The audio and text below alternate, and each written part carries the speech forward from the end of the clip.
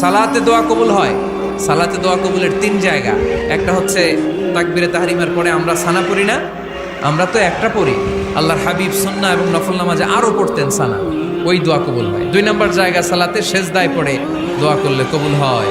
আকরাবু মা ইয়াকুনুল আবদু মির রাব্বিহি ওয়া হুয়া সাজিদ ফাকফিরু ফীহি দুআ। বান্দা যখন সেজদায় লুটিয়ে পড়ে, বান্দা আল্লাহর সবচেয়ে কাছে চলে যায়।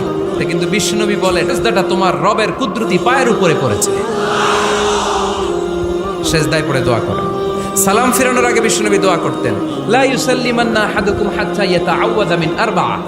আল্লাহর হাবিব বললেন, চার জিনিস থেকে পানাহ না আছে আমার কোন উম্মত যেন সালাম না ফিরায়। তারা যেন পড়ে, আল্লাহুম্মা ইন্নী আউযু বিকা মিন আযাবিল কবর, আউযু বিকা মিন আযাবি জাহান্নাম, আউযু বিকা মিন ফিতনাতিল মাহইয়া ওয়াল মামাত, আউযু বিকা মিন ফিতনাতিল মাসিহিদ দাজ্জাল। আল্লাহ কবরের আযাব থেকে বাঁচাও, আল্লাহ জাহান্নামের আগুন থেকে বাঁচাও, আল্লাহ জীবন মরণ